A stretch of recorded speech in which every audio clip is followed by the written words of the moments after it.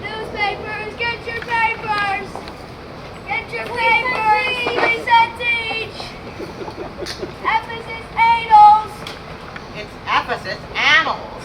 Ephesus annals! 3 Syracusans executed it. Will there be more? Make sure to follow to find out. That's not interesting because our Ephesus is ruined.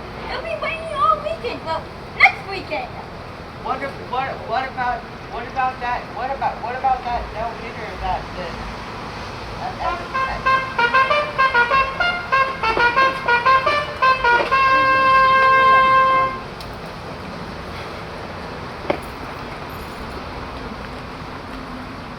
Proceed, Solomon, to cure my fall, and by the doom of death and woes and all.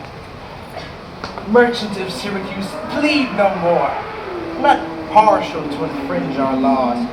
Twixt thy seditious countrymen and us, it hath in solemn synods been decreed both by the Syracusans and ourselves to admit no traffic to our adverse towns.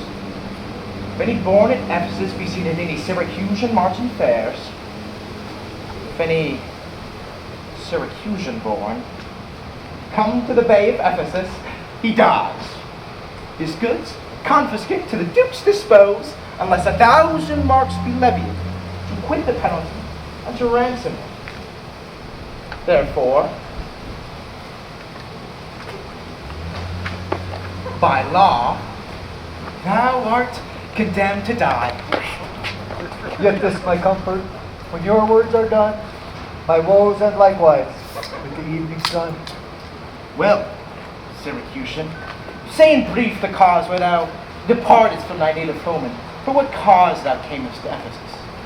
A heavier burden could not have been imposed than I to speak my griefs unspeakable. In Syracuse I was born and wed unto a happy woman. But for me, with her I lived in joy. Our wealth increased by prosperous voyages I often made dividendum. Until my factor's death drew me from the kind embracements of my spouse, from whom my absence had not been 6 months old, and soon and safe arriving where I was. There had she not been long, but she became the joyful mother of 2 goodly sons, and, which was strange, the one so like the other as could not be distinguished but by name. At that same hour, in the same self-inn, a meaner woman was delivered of such a birth, male twins, both alike. When their parents were exceedingly poor, I bought and brought up to attend my son. My wife, not meanly proud of 2 such boys, made daily notions for our home return. Unwilling, I agreed. We came aboard. A league from Epidendum had we sailed, before the always window vague heat gave any tragic instance of our harm. For what obscured light the heavens did grant, did convey into our fearful minds a doubtful word of immediate death. The sailors sought for safety by our boat and left the ship, then sinking right to us. My wife, more careful of the latter born, fastened him to a small spare mast. Unto him one of the other twins was bound. Whilst I was like equal of the others. With the children thus disposed, my wife and I, fixing our eyes on whom our care was fixed, fastened ourselves at either end of the mast. And at length, the sun, gazing down upon the earth, dispersed those vapors that often offended us, and by the benefit of his wished light, the seas waxed calm, and we discovered 2 ships were barred, taking the names to us. According back, and up there is this. But ere they came, let me say no more. Gather the sequel by what went before. Nay, forward, old man. Do not break off so, for we may pity though not pardon thee. For ere the ships could meet by twice 5 leagues, we were encountered by a mighty rock, which, being violently borne upon, our helpless ship was split into the midst.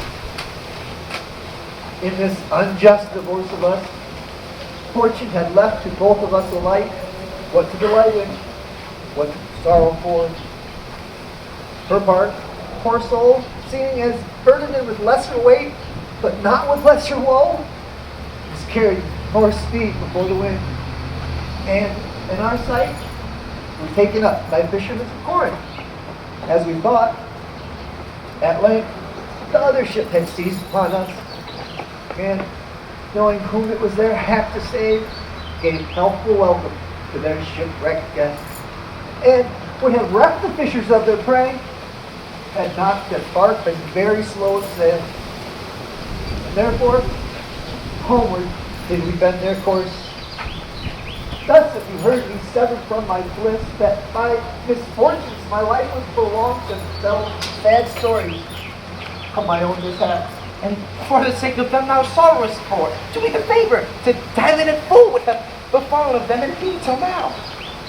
My youngest boy, yet my eldest care, at 18 years became inquisitive after his brother, and importuned me that his attendant, so his case was like, reft of his brother, yet retained his name, might bear him company in the quest of him. 5 summers have I spent in the farthest Greece, roaming clean through the bounds of Asia, and, coasting homeward, came to Ephesus, hopeless to find, yet loath to leave unsought, or that or any place that harbors men. But here must end the story of my life. And having arrived by timely death, could all my travels warrant me they live? Hapless Aegean, with the fates have marked to bear the extremity of dying myself. Now, trust me, were not against our laws, my soul would sue as advocate for thee. But though thou art adjudged to the death, yet will I favor thee what I can. Therefore, merchant, I'll limit thee this day to seek thy life by beneficial help. Try all the friends thou hast in Ephesus, beg thou or borrow to make up to some and live. If no, then thou art doomed to die. Jailer, take him to thy custody. I will, my lord. Hopeless and helpless doth Aegean wend, but to procrastinate his lifeless end.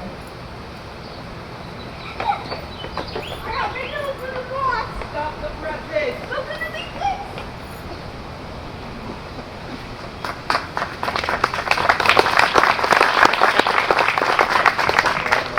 Therefore, give out to our epidemic, Mr. Goods will soon be confiscated. This very day, a Syracusan merchant is apprehended on arrival here, and not being able to buy out his life, according to the statutes of the town, dies with the weary sun setting west. Ah, there is your money that I keep. Go, bear it to the centaur, where we host, and stay there, Dromio, until I come to thee.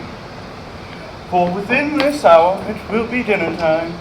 Till that, I'll view the manners of the town, gaze upon the buildings, peruse the traders, and then return and rest within my inn. For with long travel I'm stiff and weary. Get thee away.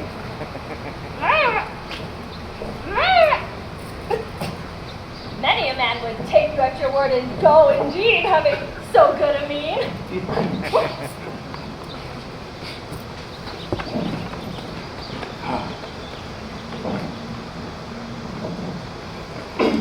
Trusty villain, sir, that hurry off when I am dull with care and melancholy, lightens my very humors with his merry jest. What, will you go about the town and walk with me and then return and dine with me? No, I am invited, sir, to certain merchants of whom I hope to make much benefit. I crave your pardon. At 5 o'clock, please you, I'll meet with you upon the march and afterwards consort you till bedtime. My present business calls me from you now. farewell till then. I will go lose myself and wander up and down to view the city. Sir, I commend you to your own content. He that commends me to my own content commends me to the thing I cannot get. I, to the world, am a drop of water, that to the ocean seeks another drop, who, falling to find his fellow forth, unseen, inquisitive, confounds himself. So I, to find a mother and a brother, in quest of them, unhappy, lose myself. Here comes the almanac of my true date. What now, Dromio? How hast thou returned so soon? Return so soon? Rather approach too late. The cabin burns, the pig falls from the spit. The clock has struck at 12 upon the bell. My mistress fitted one upon my cheek. She is so hot because the meat is cold. The meat is cold because you come not home. You come not home having no stomach. You have no stomach, having broke your fast. But we that know which is the fast will pay our pensions for your default today. Stop in your wind, sir. Tell me this, I pray. Where is the money? We, being strangers here, how darest thou trust so prey to charge from thine own custom?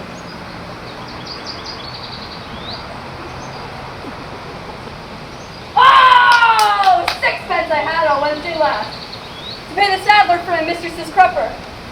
The saddler had it, sir, I touch it not. I am not in a sportive humor now. Tell me, and dally not.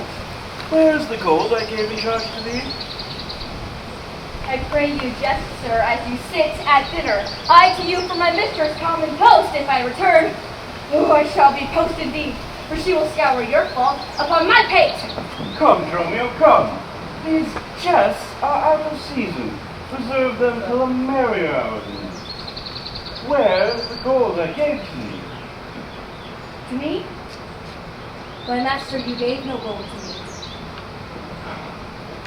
Come, Dromio, have done with your foolishness, and tell me how thou hast disposed thy charge. My charge but to fetch thee from the mart home to your house. The Phoenix, sir! To dinner! Yeah! Yeah! My mistress and her sister stays for you. In what safe place have you bestowed my money? Or shall I break that merry sconce of yours that stands on tricks while I am undisposed? Where is the 1,000 marks thou hadst of me? I have some marks of yours upon my pate, some of my mistress's marks upon my shoulders, but not 1,000 marks between you both. If I should pay your worship those again, perchance you would not bear them so patiently. Thy mistress, Mart? What mistress slave hast thou? Your worship's wife, my mistress at the Phoenix, she that doth fast until you come home to dinner, and prays that you hie you home to dinner. What, will thou flout me unto my teeth? Being forbid, you take that from me! Oh! What mean you, sir? For God's sake, hold your hands! Nay, and you will not, sir! Oh! I'll take my heels!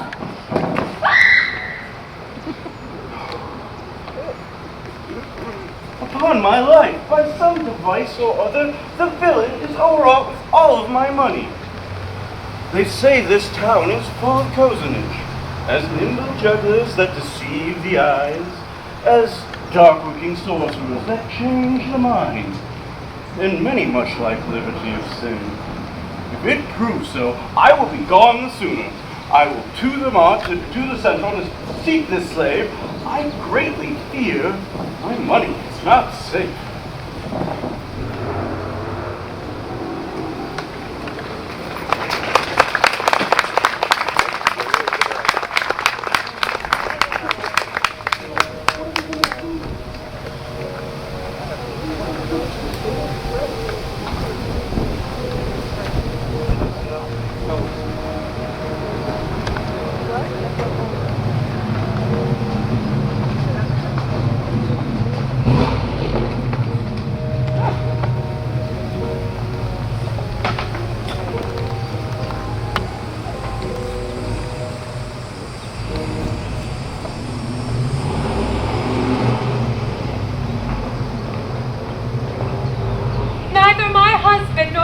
slave returned that in such haste I sent to seek his master?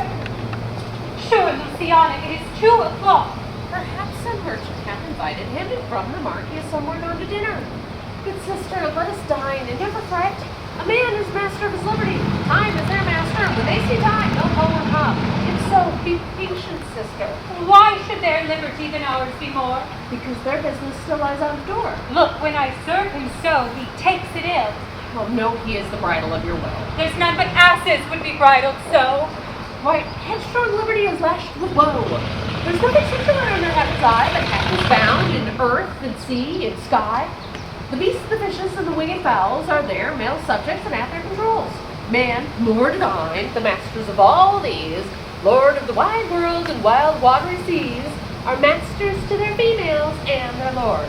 Then, let your will attend on their course. This servitude makes you to keep unwed. Not this, but troubles of the marriage bed. But, were you wedded, you would bear some sway. Ere I learn love, I will practice to obey. How? If your husband starts some other way. Till he come home again, I would forbear. Patience unmoved. No marvel though she cause. They can be meek that have no other cause. Well, I will marry one day, but to try. Here comes your man. Now your husband's nigh. Say, is your tardy master now at hand? Nay, he's at 2 hands with me. That my 2 ears can witness.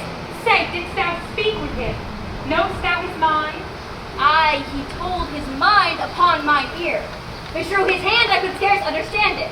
Maybe so doubtfully thou couldst not feel his meaning? Nay, he struck so plainly that I could too well feel his blows, and withal so doubtfully that I could scarce understand him. But say, I prithee, is he coming home? It seems he had great care to please his wife. Oh, sure, my master, he is horn mad. Horn mad? Thou villain! I mean, not cuckold mad, but sure he is stark mad. When I desired him to come home to dinner, he asked me for 1,000 marks in gold. 'Tis dinner time, quoth I. My gold, quoth he. The meat doth burn, quoth I. My gold, quoth he. Will you come, quoth I. My gold, quoth he. Where is the 1,000 marks I gave thee, villain? The pig, quoth I, doth burn. My gold, quoth he. My mistress, sir, quoth I. Hang up thy mistress. I know not thy mistress. Out on thy mistress. Quoth who?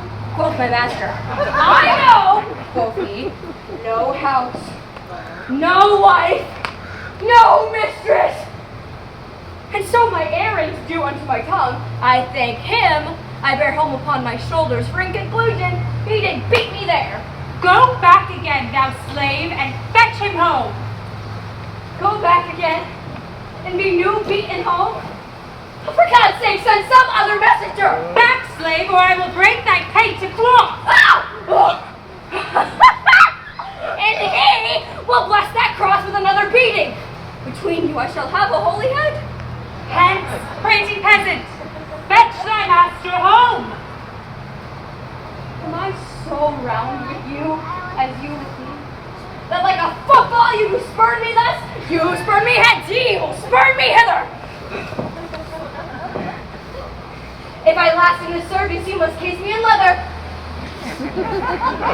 Fie, how impatience lureth in your face. His company must do his minions grace. Whilst I at home starve for a merry look, hath homely age the alluring beauty took from my poor cheek, then he hath wasted it. On my discourses dull, barren my wit, if voluble and sharp discourse be marred, unkindness blunts it more than marble hard. Do their gay vestments his affections face? That's not my fault, he's master of my state. What ruins are in me that can be found by him not ruined? Then is he the ground of my defeatures? My decayed fair, a sunny look of his would soon repair, but too unruly dear he breaks the pail and feeds from home. Poor I am but his stale, Self-harming jealousy. Fie, beat it hence. Unfeeling fools can with such wrongs dispense. I know his eye doth homage otherwhere, or else what lets it but he would be here. Sister, you know he promised me a change. With that alone, oh love, he would detain, so he would keep fair quarter with his bed. I see the jewel best enamelled will lose his beauty.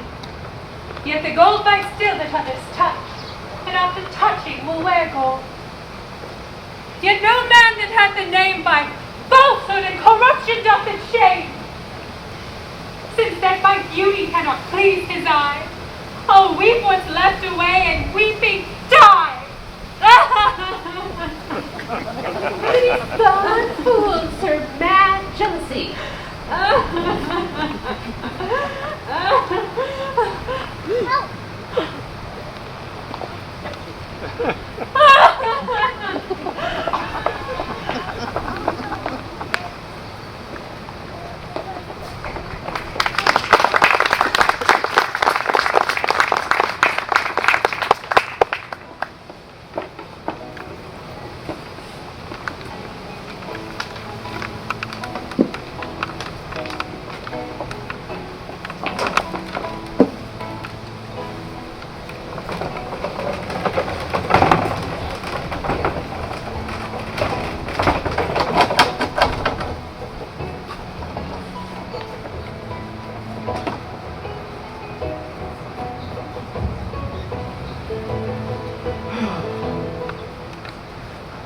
I gave Dromio was laid up safe at the Centaur, and the heedful slave is wandered forth and here to seek me out. I could not speak to Dromio since at first I sent him on the march. See, here he comes. What now? Is your merry humor altered, as you love strokes so jest with me again? You know no Centaur, you receive no gold. Your mistress sent you to have me home to dinner. Your home was at the Phoenix. Wast thou mad that thus so madly didst thou answer me? What answer, sir? When spake I such a word? Even now, even here, not half an hour since. I did not see you since you sent me hence. Home to the Centaur? With the gold you gave me?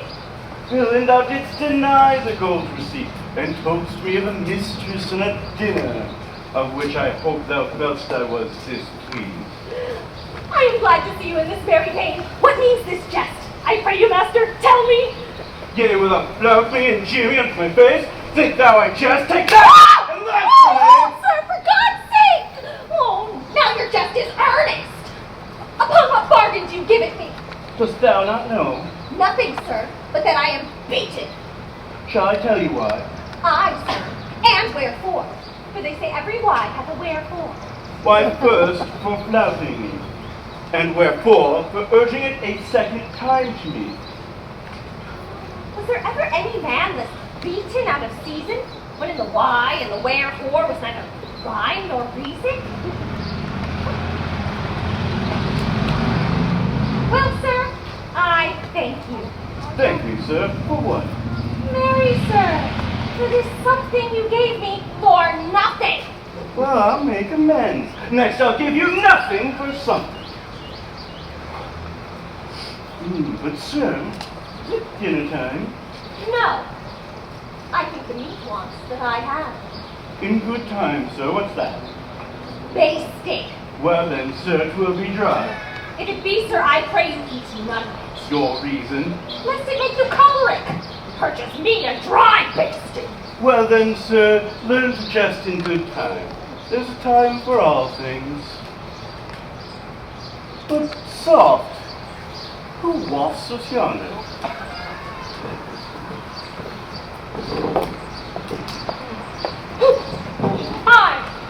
Hi, Antipholus, look strange and frown. Some other mistress hath thy sweet aspects. I am not Adriana, nor thy wife.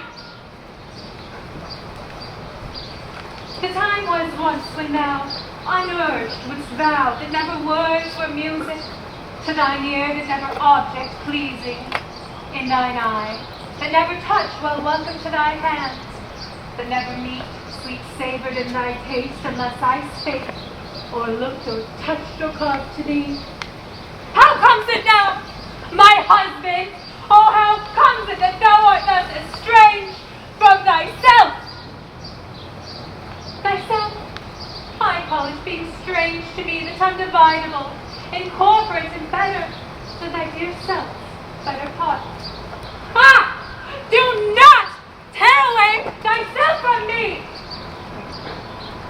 For no, my love, as easy mayest thou fall a drop of water in the breaking gulf, and take unmingled then that drop again without addition or diminishing. As take from me thyself, and not me too.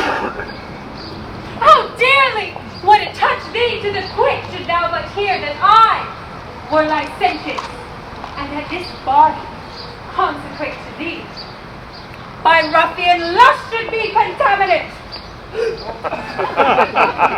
Wouldst thou not spit at me, and spurn at me, and hurl the name of husband in my face, and tear the stained skin from my harlot brow, and from my false hand cut the wedding ring, and break it with a deep divorcing vow? I know thou canst, and therefore see thou do it. I am possessed of an adulterate blot. My blood is mingled with the crime of lust, for if we two be one, and thou play false, I do digest the poison of thy flesh, being strumpetted by thy contagion. Keep then fair league and truce with thy true bed, Pilot disdained, thou undishonored. Lead you to me, fair dame. I know you not. In Ephesus I am but 2 hours old, as strange unto your town as to your talk.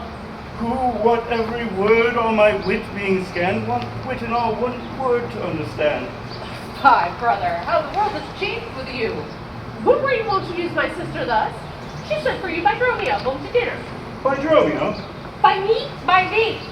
And this thou didst report to me, that he did buffet thee, and in his blows denied my house for his, me for his wife.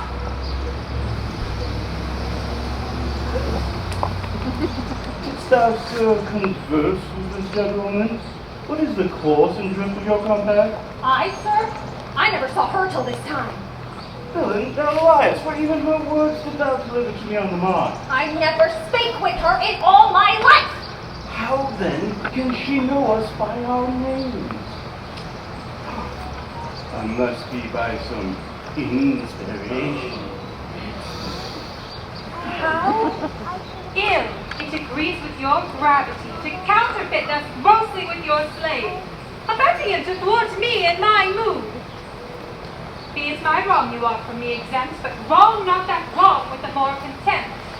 Come, I will fasten on this sleeve of thine.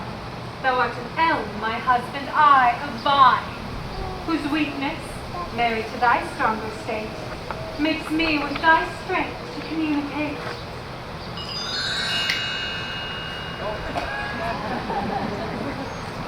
She moves me to her theme. What, was I married to her in my dream? Or sleep I now and think I hear all this? What error drives our eyes and our ears amiss? Until I know this sure uncertainty, I'll entertain this offered fallacy. Dromio. Dromio. Dromio, go bid the servants spread for dinner. Oh, for my beads! I cross me for a sinner. This is the fairyland. Oh, spite of spites! Why hidest thou to thyself and answerest not? Dromio, thou Dromio, thou snail, thou slug, thou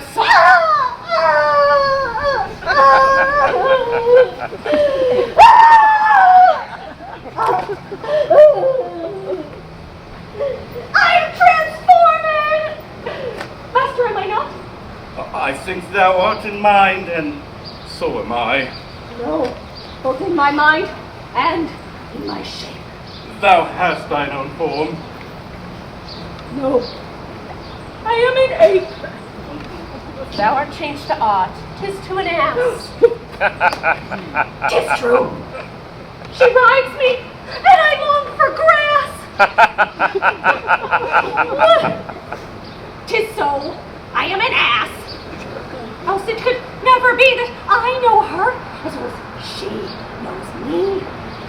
Come, no longer will I be a fool to put the finger in the eye and weep, whilst man and master laugh my woes to scorn. Come, sir, to dinner. Romeo, keep the gate. Sirrah, if any asks you for your master, say he dines forth, and let no creature enter.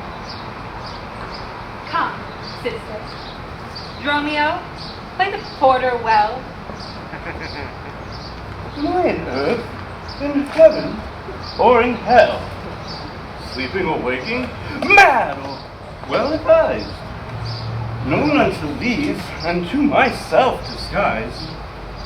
I'll say as they say, and persever so, and in the mist all adventures go. Master! Shall I be porter at the gate? Aye, and let none enter, lest I break your pate. Come, Antipholus. We dine too late.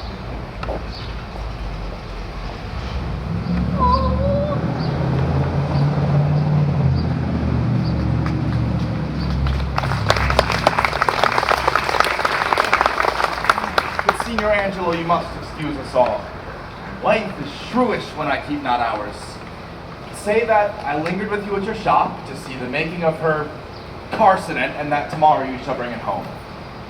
Oh, here's a villain who would face me down. He met me on the mart, that I beat him, charged him 1,000 marks in gold, and that I did deny my wife and house. Now drunk art thou, what didst thou mean by this? Say what you will, but I know what I know. That you beat me at the mart, I had your hands to show. If my skin were parchment and the blows you gave were ink, your own handwriting would tell you what I think. I think thou art an ass. Mary! So it doth appear! By the wrongs I suffer and the blows I bear, I should kick being kicked, and being at that pass, you would keep from my heels and beware an ass. You're sad, Signor Balthazar. Pray God and cheer may answer my goodwill and your good welcome. I hold your dainties cheap, sir, and your welcome dear.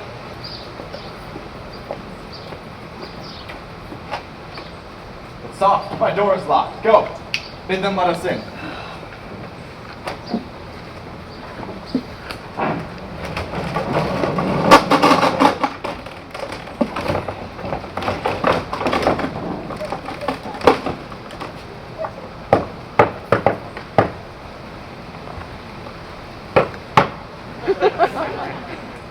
Maud?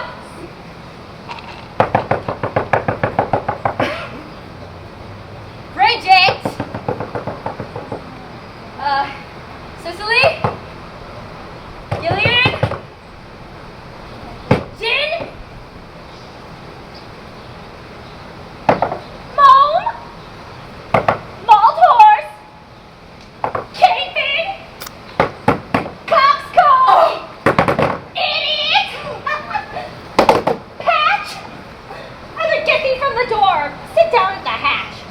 Dost thou conjure for wenches that thou call'st for such store when one is one too many? Go!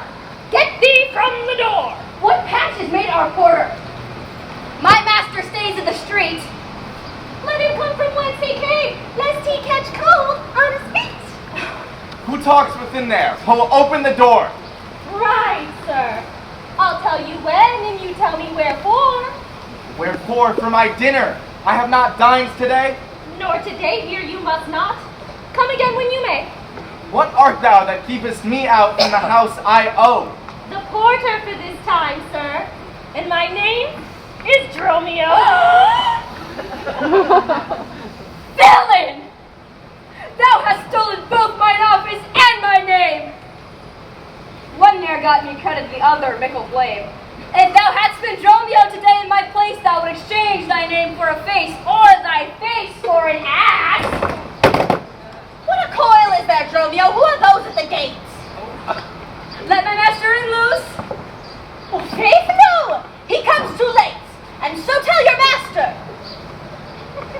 thou baggage? Let me in! Can you tell for whose sake? Master, knock the door hard. Let him knock till it ache. Oh, you'll cry for this minion if I beat the door down. What needs all that in a pair of stocks in the town? Who is that at the door that keeps all this noise? By my troth, your town is troubled with unruly boys. Are you their wife? You might have come before. Your wife, Sir Knave? Go! Get you from the door! If you went in pain, master, this knave would go sore. Here is not a cheer, sir, nor welcome. Would fain have either. In debating which was best, we shall part with neither. Master, they stay at the door. Bid them welcome hither. There's something in the wind that we cannot get in. You would say that if your garments were thin. Your cake there is warm within. You stand here in the cold. It would make a man mad as bull to be so bought and sold. Go fetch me something. I'll break out the gate. Break any breaking here, and I'll break your knave's pate. A man may break a word with you, sir, and words are but wit. Aye, so break it in your face, so he break it not behind. It seems thou wants breaking out upon the hind.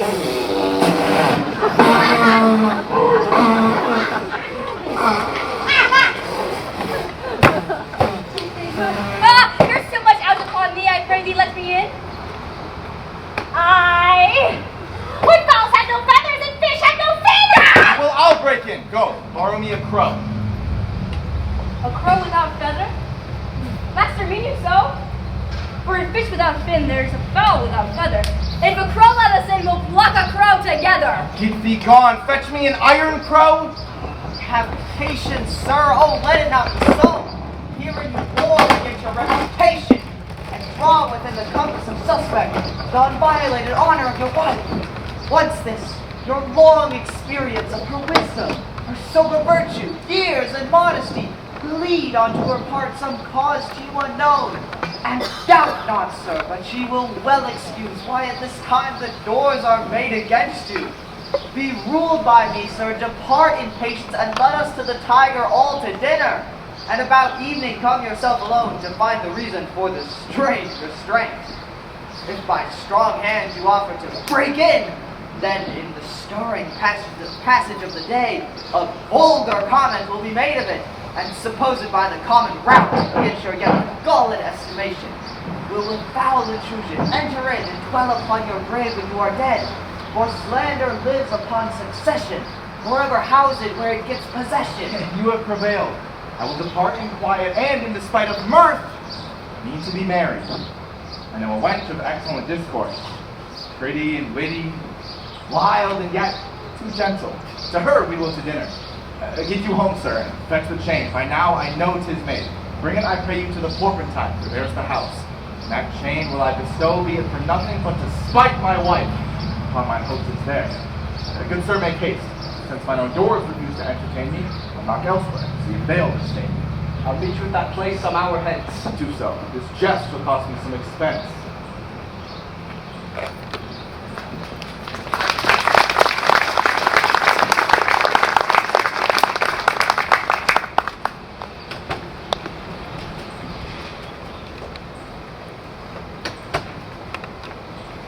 May it be that you have quite forgotten a husband's office. Shall Antipholus in the spring of love thy love springs rot? Shall love in building grow so ruinous? If you did wed my sister for her wealth, and for her wealth's sake use her with more kindness.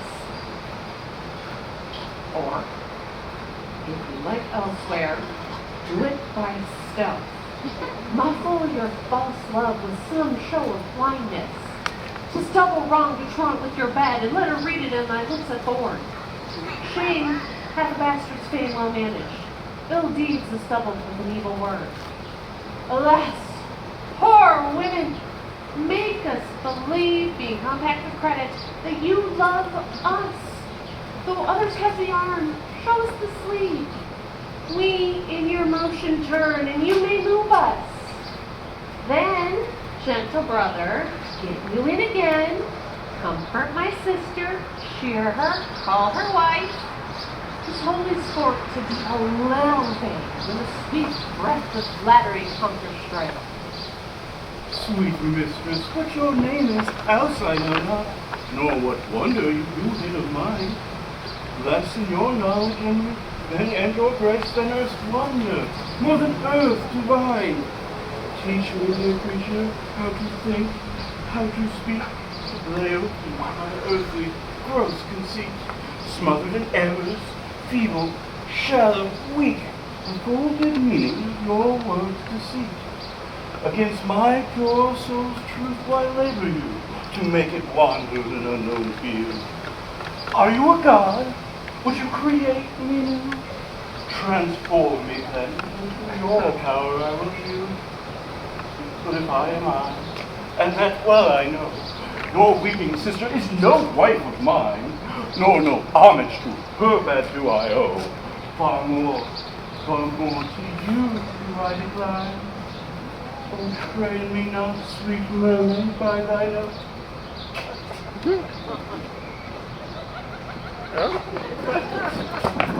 To drown me in thy sister's flood of tears, sing sirens for thyself, and I will dote, and spread over the silver waves your golden hairs. I'll take them in abandonment in their lives, and in that glorious supposition he gains by death that hath such means to die. Let love, being light, be drowned if she sings. What, are you mad that you do reason so? Not mad, but mated. How, I do not know. It is a fault that springeth from your eye. For gazing upon your plumes, fair son, for being thy, Gaze where you should. That'll clear your sight. as good to wink, sweet love, as the night. Why do you call me love? Call my sister so. Thy sister's sister. That's my sister. No, it is thyself, mine own self's better part. Mine eyes, dear eye, my dear heart's dearer heart. All that my sister is. Or else should be. Call thyself sister sweet, for I am thee. Thee will I love, and with thee will my life. Thou hast no husband yet, nor I no wife. Give me thy hand. Oh, soft sir, hold you still. I will. Fetch my sister to get her goodwill.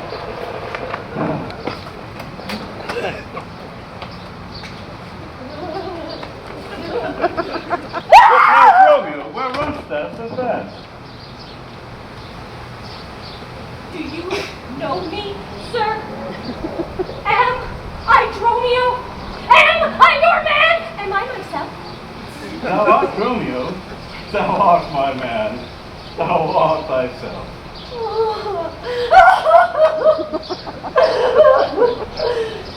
I am an ass. I am a woman's man, and besides myself. What woman's man, and how besides thyself? Marry, sir, besides myself I am due to a woman. One that claims me. One that haunts me. One that will have me. What claim is she thee? Marry, sir, such a claim as you would lay to your horse. That she would have me as a beast. Not that I, being a beast, she would have me, but that she, being a very beastly creature, lays claim to me. What is she? A very reverend father.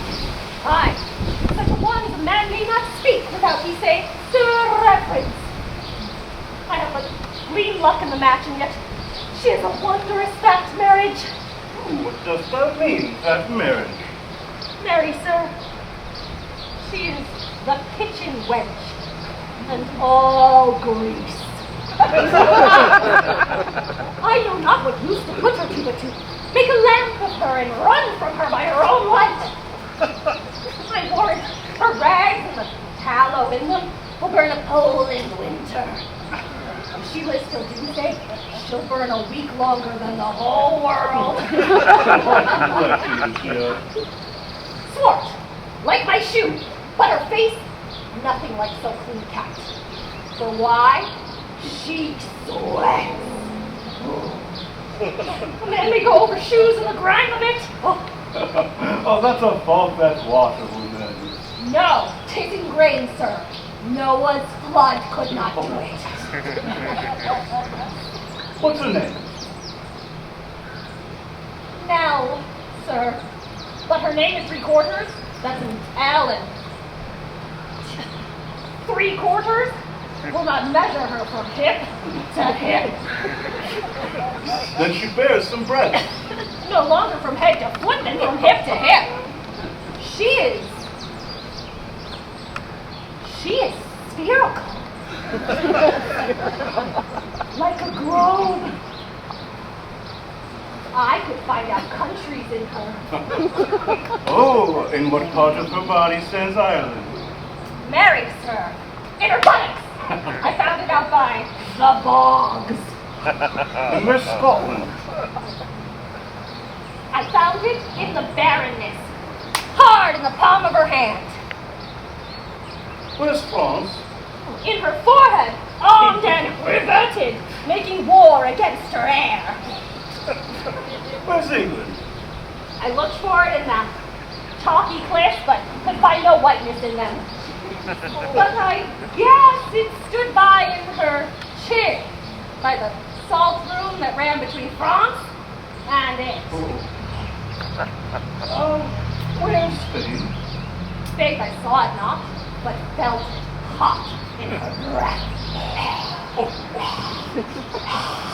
Where America? Indies? Oh, sir, upon her nose! All o'er-embellished with rubies, carbuncles, sapphires, all declining in their rich aspect to the highest breadth of Spain, which sent whole armadas of canics to be blessed at her nose! Where Belgium? You know, the Netherlands. Oh, sir! I did not look so low. To conclude, this drudge or diviner laid claim to me, called me Dromio, swore I was assured of her, told me what privy marks I have about me, such as the mark on my shoulder, the mole on my neck, the great wart on my left arm, that I, amazed, ran from her as a witch.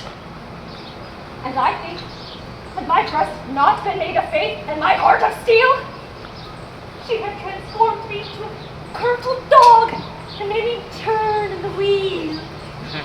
Good. Hie thee presently. Post the road. And if any wind blow any way from shore, I will not harbor this sounding land. Therefore, if any bark would forth, come to the mark, where I will walk till thou returns to me. If everyone knows us, yet we know none, 'tis time, I think, to trudge, pack, and be gone. As from a bear a man would run for life, so fly I from she. That would be my life.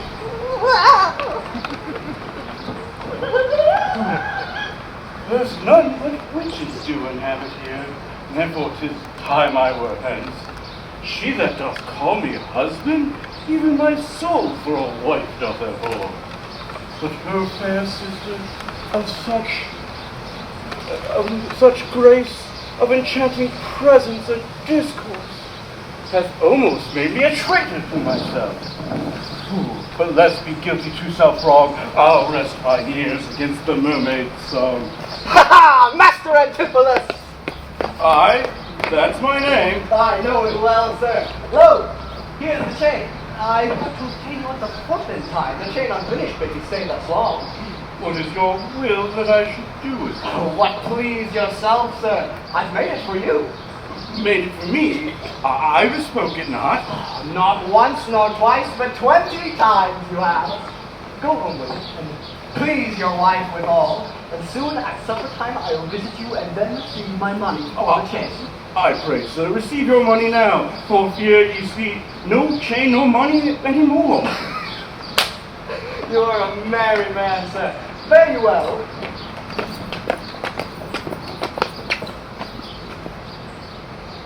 What I should think of this, I cannot tell. But this I think, there's no man so vain that would refuse so fair an offered chain. I see men not need live by shifts when in the streets they're met with such golden gifts. I'll to the moment and let Dromio stay. If any ship put out, then I'll straight away.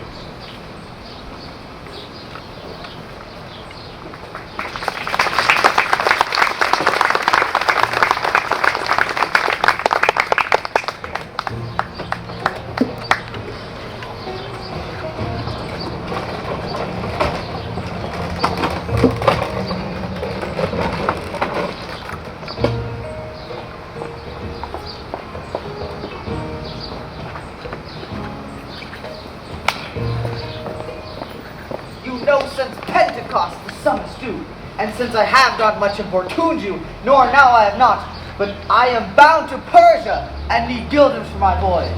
Therefore, make present satisfaction, or I'll attach you by this officer. Even just the sum that I do owe to you is growing to me by Antipholus, and in the instant that I met with you, he had of me a chain. At 5 o'clock, I shall receive the money for the same. And please, if you walk with me down to his house, I will discharge my bond, and thank you too. That labor made you safe. See where he comes. While I go to the goldsmith's house, go thou and buy a rope's end. That I will bestow among my wife and her confederates for locking me out of my doors by day. Softly, see the goldsmith. Go, get thee gone. Buy thou a rope and bring it home to me. I buy £1,000 a year, I buy a rope. Well, a man is well holp up that trusts to you. I promised your presence and the chain, but neither chain nor goldsmith came to me. Belike you thought our love would last too long if it were chained together, and therefore came not. Saving your merry humor, here is the note. How much your chain weighs to the utmost carat, fineness of the gold, and chargeful fashion, which doth amount to 3 odd ducats more than I stand indebted to this gentleman. I pray you see him presently discharged, for he is bound to sea, and stays before him. I am not furnished with the present money, besides I have some business in town. Good signor, take the stranger to my house, and with you take the chain. Then my wife disperse the sum on the receipt thereof. Perchance I will be there as soon as you. Then you will bring her the chain yourself. No, bear it with you, lest I come out time enough. Well, sir, I will. Now have you the chain about you? And if I have not, sir, I hope you have, or else you may return without your money. Nay, come, sir, I pray you give me the chain. Both wind and time stays for this gentleman, and I, to blame, have held it here too long. Good Lord! You use this dalliance to excuse your breach of promise to the porpentine. I should have you cheat for not bringing it, but like a shrew, you first begin to brawl. The hour steals on, I pray you, sir, dispatch. You hear how he importunes me. The chain. Give it to my wife and fetch your money. Come, you know I gave it you even now. Either send me the chain, or send me by some token. Fine, now you run this humor out of breath. Come, where's the chain? I pray you let me see it. My business cannot brook this dalliance. Good sir, say where you'll answer me or no. If not, I'll attach him by this officer. I answer you. What should I answer you? The money that you owe me for the chain. I owe you none till I receive the chain. You know I gave it you half an hour since. You gave me none. You wrong me much to say so. You wrong me more, sir, in denying it. Think how it stands upon my credit. Well, officer, arrest him at my suit. I do, and charge you in the Duke's name to obey me. This touches me in reputation. Either consent to pay this sum for me, or I attach you by this officer. Consent to pay thee that I never had. Arrest me, foolish fellow, if thou darest. Here is thy fee, officer. Arrest him. I would not spare my brother in this case, if he should scorn me so apparently. I do arrest you, sir. You hear the suit. I do obey thee till I give thee bail. But, sirrah, you shall by this sport as dear as all the metal in your shop will answer. Sir, I will have law in Ephesus. To your notorious shame, I doubt it not. Master!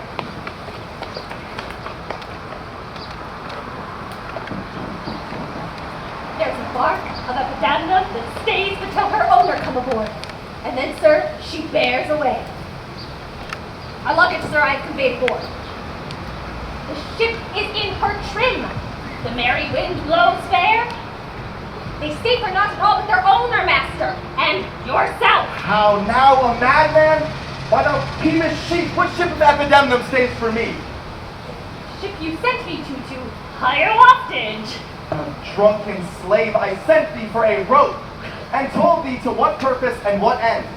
You sent me for a roast, and as soon you sent me to the bay, sir, for a bark. I will debate this matter in more leisure, and teach your ears to list me with more heed. To Adriana, villain, hide me straight. Give her this key. Tell her in the desk that's covered o'er with Turkish tapestry there was a purse of ducats. Let her send it. Tell her I am rested in the street, and that shall fail me. Hide thee, slave, be gone! On, officer, to prison till it comes.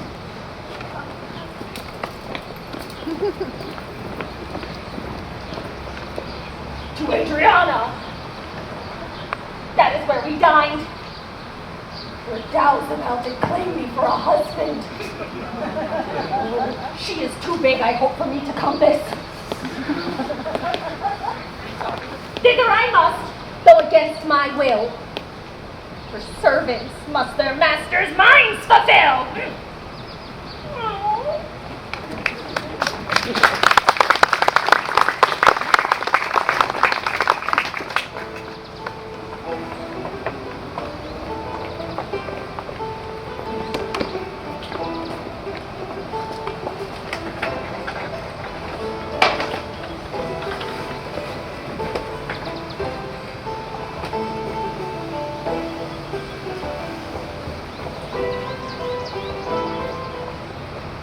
Luciana, did he tempt thee so? Mightest thou perceive austerely in his eye that he did plead in earnest, yea or no? Looked he or red, or pale, or sad, or merrily? What observation madest thou in this case of his heart's meteors tilting in his face? First, he denied you had him no right. He meant he did me none the more my spite. Then swore he was a stranger here. And true he swore, though yet forsworn he were. Then pleaded I for you. And what said he? That love I begged for you, he begged of me. With what persuasion did he tempt thy love? With words that in an honest suit might move. First he did praise my beauty, then my speech. Did speak him fair? Have patience, I beseech. I cannot, nor I will not hold me still. My tongue, though not my heart, shall have his will. He is deformed, crooked, old, and sere, ill-faced, worse body, shapeless everywhere, vicious, ungentle, foolish, blunt, unkind, stigmatical in making, worse in mind. You would be jealous then of such a one. No evil lost his wail when it is gone. Ah, but I think him better than I say. Yet would herein others' eyes were worse, far from her nest the laughing cries away. My heart prays for him, though my tongue do curse. Here, go, the desk, the purse. Oh, sweet, make haste. How hast thou lost thy breath? By running fast. Where is thy master, Dromio? Is he well? No, he is in Tartar limbo, worse than hell. A devil in an everlasting garment hath him, one whose hard heart is buttoned up with steel. Why, man, what is the matter? I do not know the matter. He is arrested on the case. What is he arrested? Tell me at whose suit. I do not know in whose suit he is arrested well, but he's in a suit of buff which rested him. That can I tell. Will you send him, mistress, redemption? The money in his desk? Go, fetch it, sister.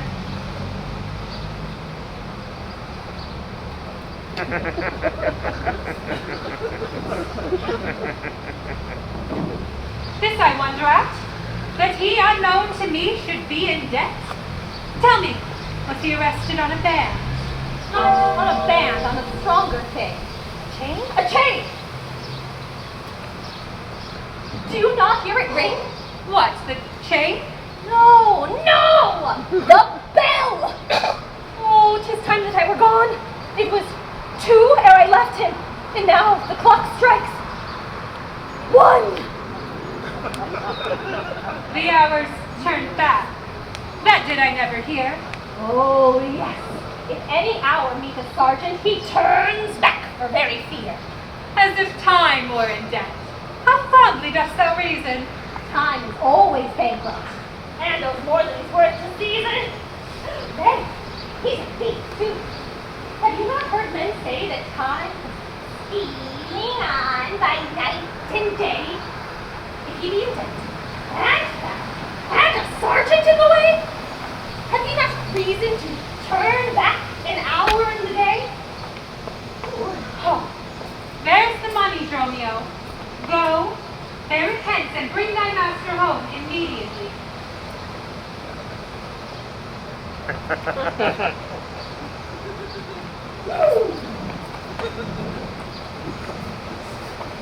Come, sister. I am pressed down with conceit. Conceit! My comfort! And my injury.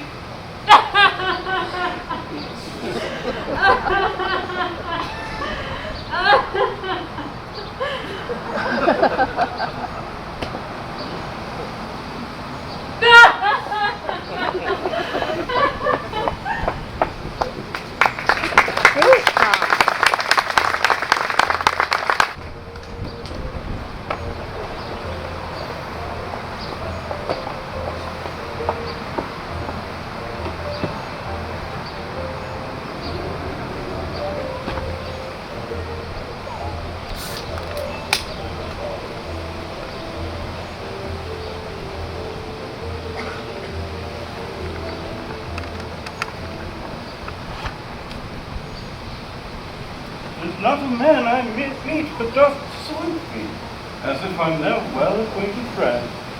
And everyone doth call me by my name. Some tender me money, some invite me, some give me thanks for kindnesses. Some offer me commodities to buy. Even now, a tailor invites me into his shop, where he shows me silks he had bought for me, and therewithal to measure my body. Sure, these are but imaginary wiles, and Latin sorcerers do inhabit here. Master! Here is the gold you sent me for.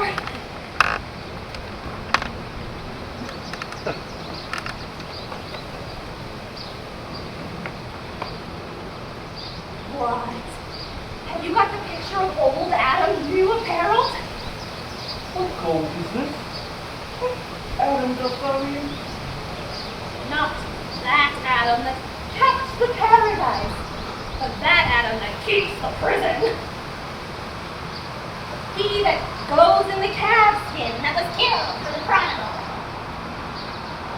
He that came behind you, sir, like an evil angel, and bid you forsake your liberty. I understand thee not. No?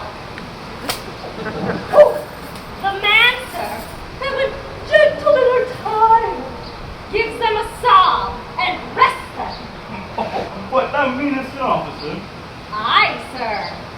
Well, there, have rest your fluid. Is any ship put forth? May we be gone. I brought you word an hour since that the bark expedition put forth tonight. And then were you hindered by the sergeant.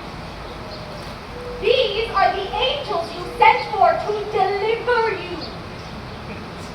The fellow is distressed. So am I.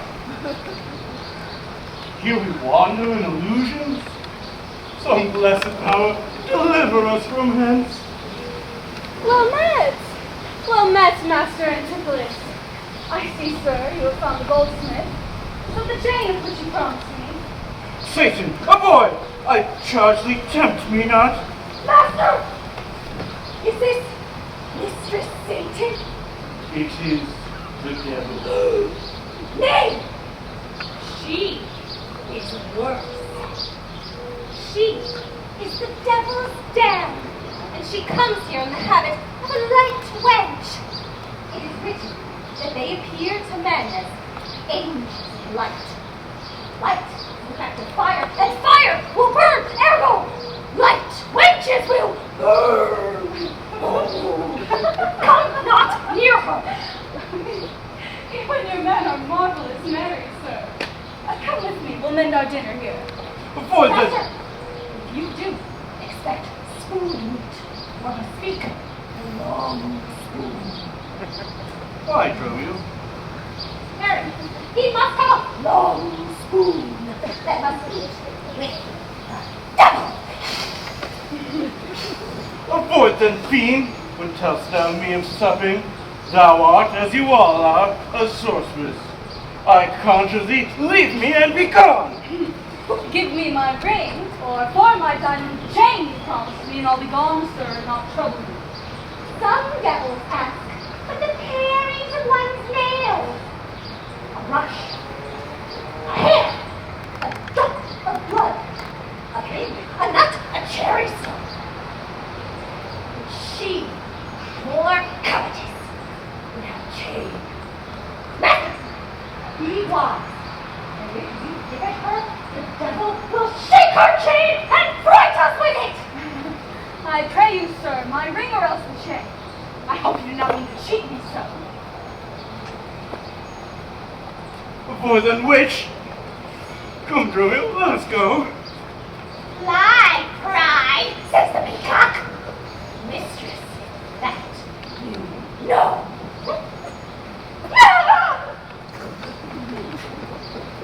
Now, without doubt, Antipholus is mad. Else would he never so demean himself. A ring he had in mind, worth 40 ducats, and for the same he promised me a chain. Both one and the other he denies me now. The reason that I gather he's mad, besides this present instance of his rage, is a mad tale he told at dinner of his own doors being shut against his entrance. It be like his wife, acquainted with his fits on purpose, shut the door against his way. My way now is to hie home to his house and tell his wife that, being lunatic, he rushed into my home and took perforce my ring away. This course I fittest choose, for 40 ducats is too much to lose.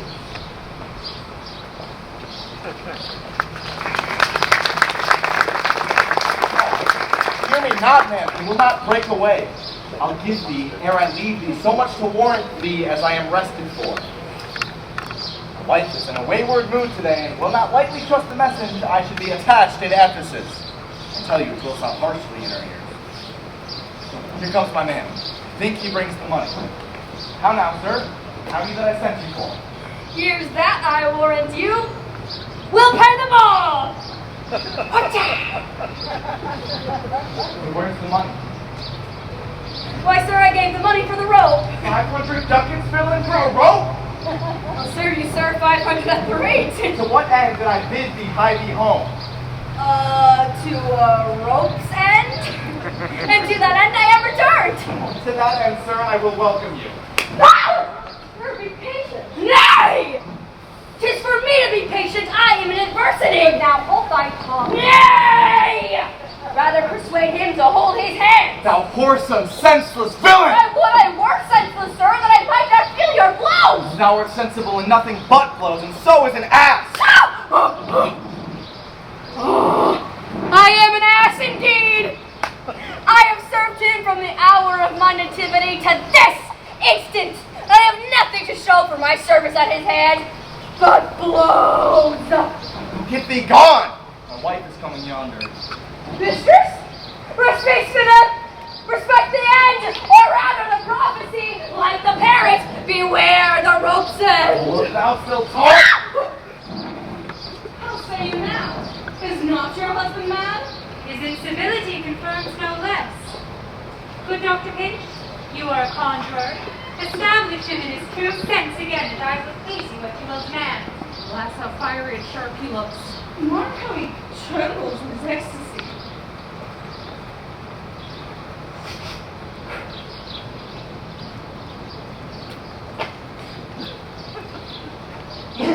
Give me your hand. Let me feel your pulse. There is my hand, and let it feel your ear. I charge thee, Satan, housed within this man, to yield possession to my holy prayers, and to thy state of darkness hie thee straight. I conjure thee, by all the saints in heaven, no! Peace, doting wizard, peace! I am not mad! Oh, that thou wert not, poor distressed soul! You minion, you. Are these your customers? Did this companion with the saffron-faced revel and feasted at my house today? Whilst upon me the guilty doors were shut, and I denied to enter in my own house? Oh, husband, God doth know you dined at home. Where would you have remained until this time, free from these slanders and this open shame? Dined at home? Thou villain, what sayest thou? Sooth to say, sir, you did not dine at home.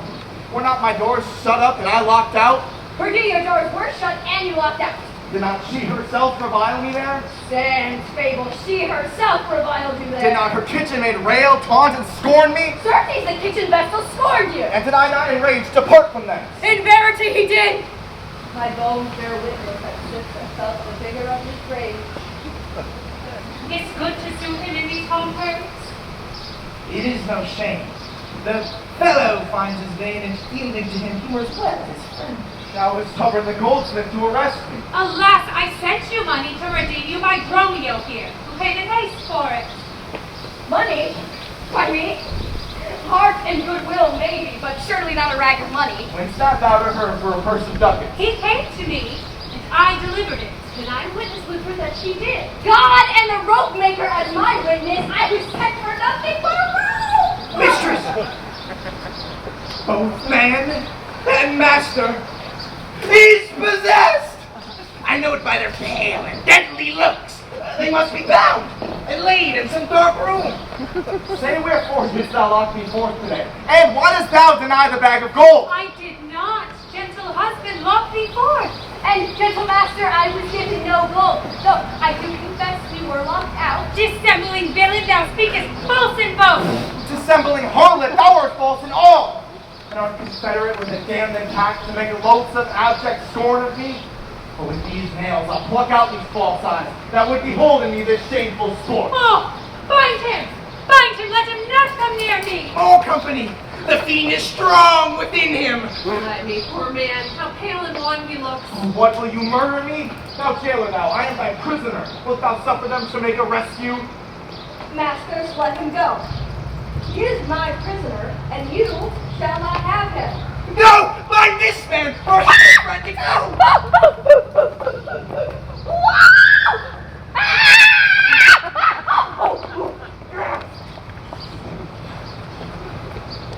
What wilt thou do, thou peevish officer?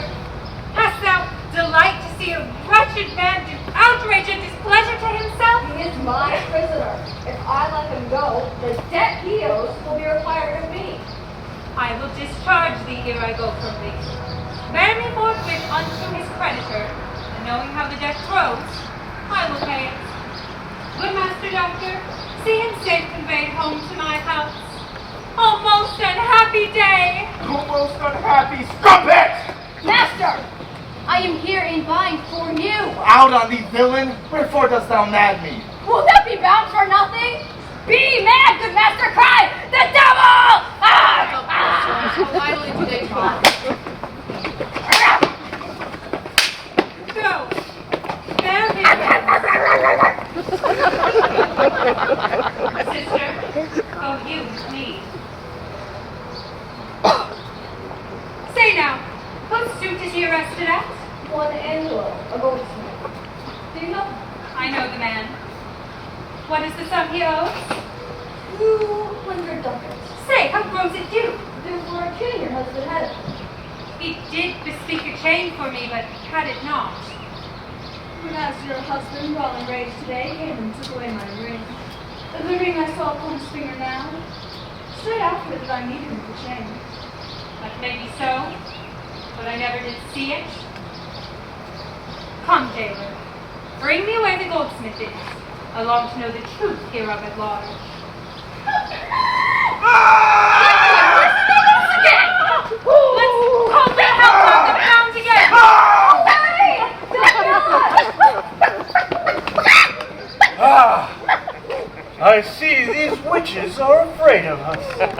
she that would be your wife now ran from you. Come, Dromio, to the centaur, fetch our supplements. I long that we were safe and sound aboard. Stay here this night. They will surely do us no harm. You saw they speak us fair, give us gold. Methinks they are such a gentle nation that, but for the mountain of mad flesh that claims marriage of me, I could find in my heart to stay here still and turn witch. No, I will not stay for all the town. Therefore, away. Get our stuff aboard.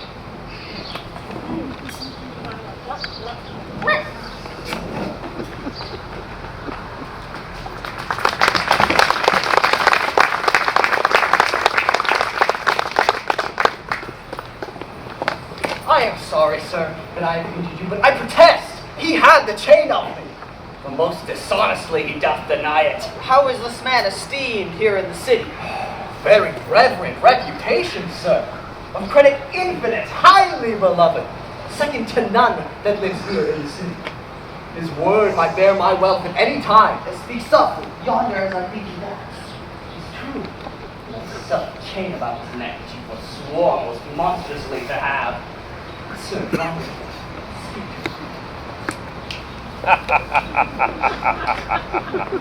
Signor Antipholus, I wonder much that you would put me to this shame and trouble. Not without some scandal to yourself, with circumstance and also to deny this chain, which now you wear so openly. Besides the charge, the shame, imprisonment, you have done wrong to this, my honest friend who would for stay on our controversy, had hoisted sail and put to sea to death. This chain, you had it.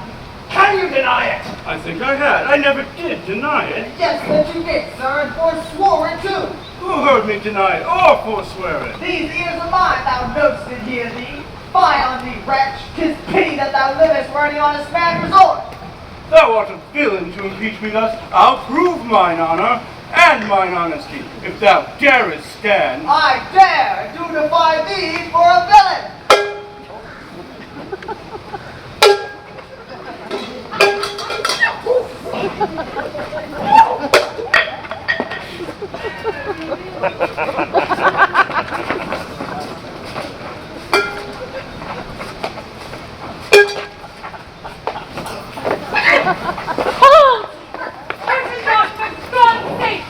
He is mad. Bind Dromio to it and bear them to my house. Run, master! Run! And for God's sake, take our house! This is the priory! In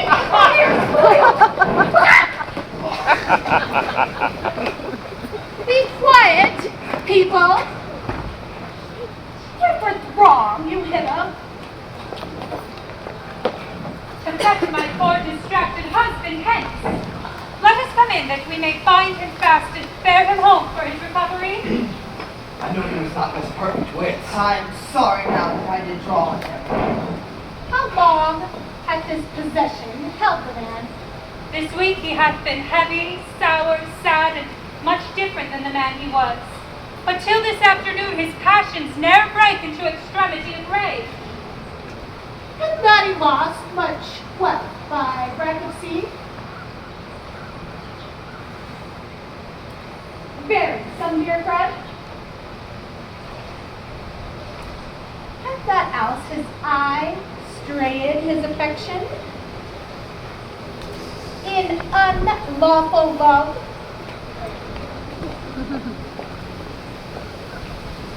Of sin prevailing much in youthful men, who give their eyes the liberty of gazing.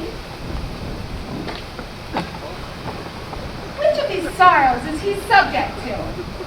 To none of these. Then let it be the last, namely some love that drew him off from home.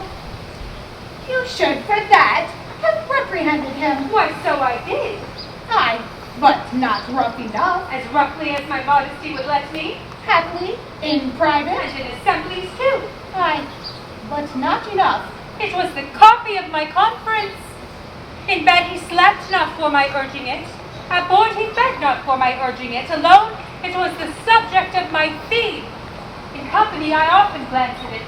Still did I tell him it was vile and bad. And thereof came it that the man was mad. The venom, letters of a jealous woman. Poison, more deadly than a mad dog's tooth. Thou sayest his sports were hindered by thy brawls. Sweet recreation, barn, what doth ensue but moody and dull melancholy? Kinsman to grim and comfortless despair. And at her heels, a huge infectious troop of pale distemperatures and foes to life, in sport, in food, in life-preserving rest. To be disturbed would madden any man or beast. The consequence is, then, thy jealous fits have scarred thy husband from the use of wits. She never reprehended him mildly when he demeaned himself rough, rude, and wildly. Why bear you these rebukes and answer not? She did betray me to my own reproof. Good people, enter and lay hold on him. No, not a creature enters my house. Then let your servants bring my husband forth. Neither. He came to this place for sanctuary, and it shall privilege him from your hands till I have brought him to his wits again, or lose my labor in assaying it. I will attend my husband, be his nurse, diet his sickness, for it is my office, and will have no attorney but myself, and therefore let me have him home with me. Be patient, for I will not let him stir, till I have used the approved means I have with wholesome syrups, drums, and holy prayers to make of him a formal man again. It is a branch and parcel of my oath, a charitable duty of my order. Therefore, depart and leave him here with me. I will not hence and leave my husband here. And ill it doth beseem your holiness to separate the husband and the wife. Be quiet and depart. Thou shalt not have him. Complain unto the Duke of this indignity. Come, go, I will fall prostrate at his feet and never rise until my tears and prayers have won his grace to come in person hither and take perforce my husband from the abyss. By this I think the dial points at 5. Anon, I'm sure, the Duke himself in person comes this way to the melancholy vale, the place of death and sorry execution behind the ditches of the abbey here. Upon what cause? A reverend Syracusan merchant put unluckily unto this bay against the laws and statutes of the town, beheaded publicly for his offense. See where they come? We'll behold his death. Kneel to the Duke before he passes the abbey.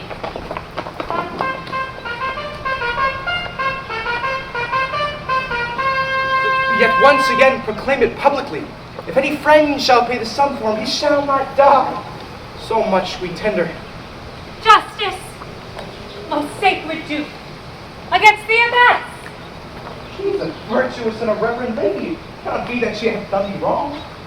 May it please your grace, Antipholus, my husband, whom I made lord of me, this ill day a most outrageous fit of madness took him.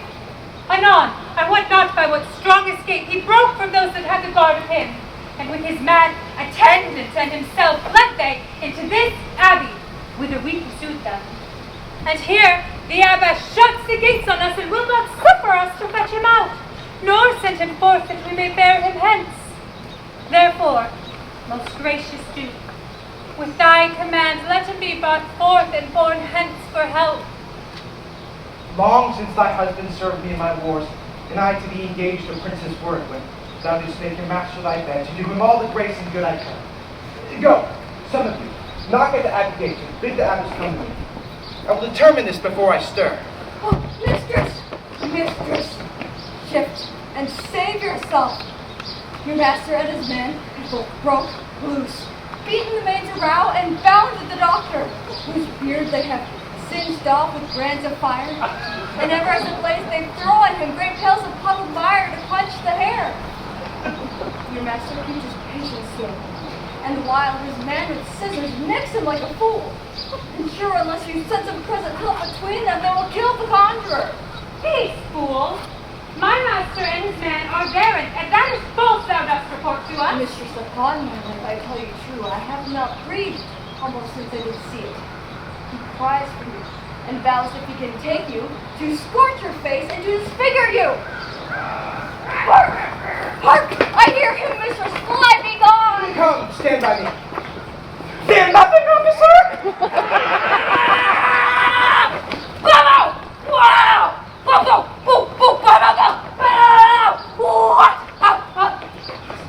I mean, it is my husband. Witness you that he is born about invisible. Even now, we housed him in the abbey there. And now he's here. Hast thought of human reason. Justice, most gracious Duke, oh grant me justice. Even for the service that long since I did thee, when I bestrid thee in the wards, and took deep scars to save thy life, now grant me justice. Unless the fear of death doth make me doubt, I see my son Antipholus and Dromio. Justice, sweet prince, against that woman there. Beyond imagination is the wrongs that she this day hath shameless thrown on me. Discover how, and thou shalt find me just. This day, great Duke, she shut the doors upon me, whilst she with harlots feasted within mine house. A grievous fault. Say, woman, didst thou so? No, my good lord. Myself, he, and my sister today did dine together. So before my soul is this his fault he burdens me withal. Nay, or may I look on day nor sleep on night, but she tells your highness simple truth. Oh, perjured woman, they are both forsworn. On this, the madman justly charges them. Liege, I am advised what I say. This woman locked me out this day from dinner. That goldsmith there, were he not packed with her, could witness it, for he was with me then, who parted with me to go fetch a chain, promising to bring it to the Porpentine, where Gonzalo and I did dine. Our dinner done, and he not coming thither, I went to seek him. In the street I met him, and in his company, that gentleman. There, this perjured goldsmith swear me down that I, this day of him, received the chain, which God he knows I saw not, for the which he did arrest me with an officer. I did obey, and sent my peasant home for certain ducats. He, with none, returned. And fairly, I bespoke the officer to go in person with me to my house. By the way, we met my wife, sister, and brought one pinch. A hungry, mean-faced villain, forsooth, took him on the conjurer, and gazing in mine eyes, feeling my pulse, cries out, I was possessed! Then all at once they fell upon me, bound me, bore me thence, and in a dark and dangerous vault at home, there left me and my man. Both bound together, till gnawing with my teeth my bonds in sunder, I gained my freedom, and ran immediately to your grace, whom I beseech to give me ample satisfaction for these deep shames and great indignities. In truth, thus far I witnessed with him, but he dined not at home, but was locked out. But had he such a chain in thee, or no? He had, my lord, when he ran in here, these people saw the chain about his neck. Besides, I'll be sworn these ears of mine heard you confess you had the chain of him, after you first forswore it on the march, and thereupon I drew my club on you, and then you ran into this abbey here, from whence I think you come by miracle. I never came within these abbey walls, nor ever didst thou draw thy club on me. I never saw the chain, so help in heaven, and this is false, you burden me withal. Why, what an intricate peach is this? I think you all have drunk of Circe's cup. If here you housed him, here he would be. If you were mad, you would not plead so coldly. You say he dined at home. The goldsmith here denies that saying. Sirrah, what say you? Sir! He died with her! There at the Porpentine. He did. And from my finger snatched my ring. 'Tis true, my liege, this ring I had of her. Sawest thou him enter at the abbey here? Sure, my lieges, I do see your grace. Why, this is strange. Go, call the abbess hither. I think you were all mated or stark mad.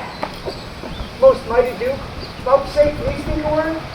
Happily, I see your friend who saved my life, and paid or something may deliver me. Speak freely, Syracusan, what thou wilt. Is not your name, sir, called Antipholus? And is that not your bondman, Romeo? I look you strange at me, you know me well. I never saw you in my life till now. Oh, grief hath changed me since you saw me last. In careful hours with time's conforming hands, I've written stranger features in my face. But tell me yet, dost thou not know my voice? Neither. Nor thou, Romeo? No, sir, nor I. I'm sure thou dost. Aye, but I am sure I do not, and whatsoever a man denies, thou art now bound to believe him!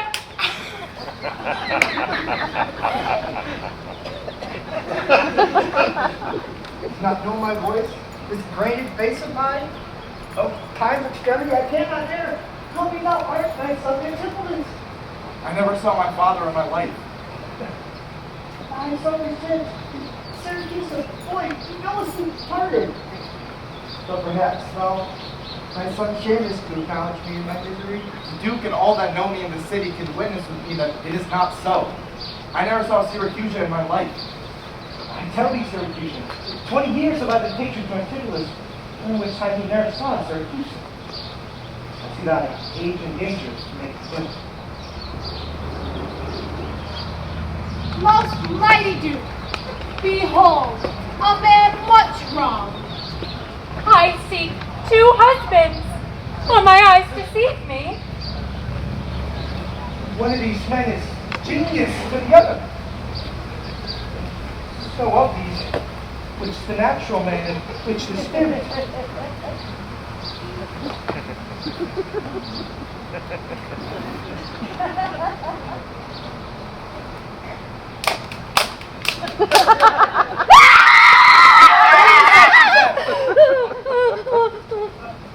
I, sir, am Dromio. Command him away. I, sir, am Dromio! Please let me stay! Gian, art thou not? Or else his ghost? Oh, my old master! Who confound him here? Whoever found him, I shall loose his bonds and gain a husband by his liberty. Speak, old Aegeon, thou beest the man that hadst a wife once named Amelia, that bore thee at a burden 2 fair sons? Oh, speak, if thou beest the same Aegeon, and speak unto the same Amelia. If I dream not, how art Amelia? If thou art she, tell me, what happened to that boy that flowed your wings you on that fateful raft? By the men of Epidemdon, he and I and the twin Dromio all were taken up. But by and by, the rude fishermen of Corinth took Dromio and my son from them, and left me with those of Epidemdon. What then became of them I cannot say. To this fortune you see me in. Why, here begins his morning story right. These 2 Antipholus, these 2 so like, these 2 Dromios, one in semblance. Besides her urging of her wrecked seed, these are the parents to these children, which accidentally are met together. Antipholus, thou camest from Corinth first. No, sir, not I. I came from Syracuse. Stand apart. I know not which is which. I came from Corinth, my most gracious lord. And I with him. Brought to this town by that most famous warrior, Duke Menaphon, the most renowned uncle. Which of you 2 did dine with me today? Not I, gentle mistress. And are you not my husband? Oh, no, I say nay to that. And so do I. And her fair sister did call me brother. What I said to you then, I hope I shall have leisure to make good, if this not be a dream I see. That is the chain, sir, which you had of me. I think it be, sir. I deny it not. And you, sir, for this chain arrested me. I think I did, sir. I deny it not. I sent you money, sir, to be your bail by Dromio. But I think he brought it not. No, sir, none by me. This purse of ducats I did receive from you. My man Dromio did bring them me. I see we did meet each other's man, and I was taken for him, and he for me. Thereupon all these errors are arose. These ducats pawn I for my father here. It shall not need. Thy father hath his life.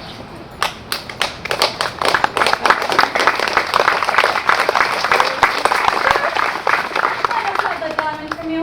Here, take it. And much thanks for my good cheer.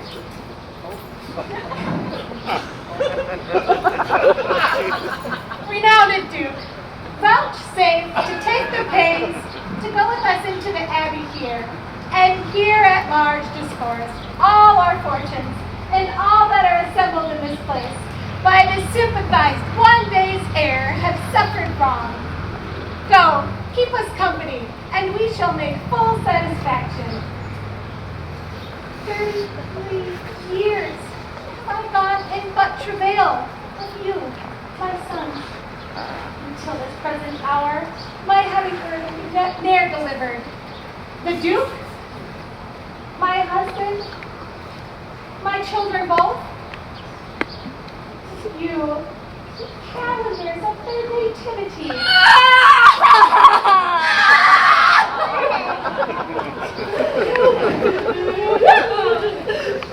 Go to a gossip's feast, and go with me, after so long grief, such nativity. With all my heart, O gossip at this feast.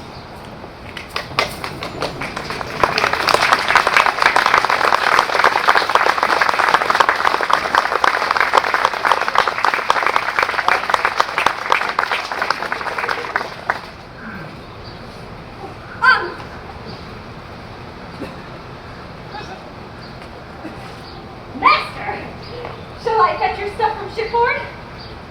Romeo, what stuff of mine hast thou embarked? Your goods that lay at host, sir, in the Centaur. He speaks to me, Sir Dromio. I am your man. Come, speak to that anon. Embrace thy brother there. Rejoice with him.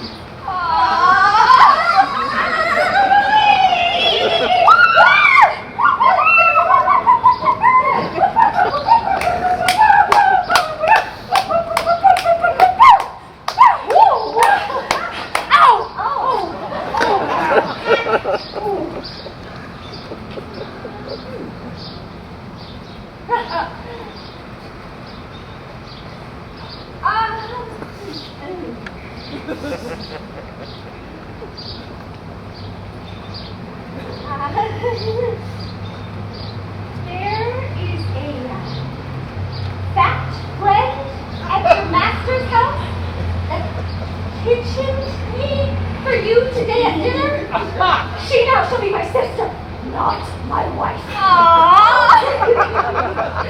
Methinks you are my glass and not my brother. I see by you I am a fair-faced youth. Come, will you go in to see the gossiping? Not I, sir. You are my elder. That's the question. How shall we try it? We'll draw cuts from the senior. Until then, lead thou first. Nay, then thus. We came into the world as brother and brother. Now let's go hand in hand. Not one before another.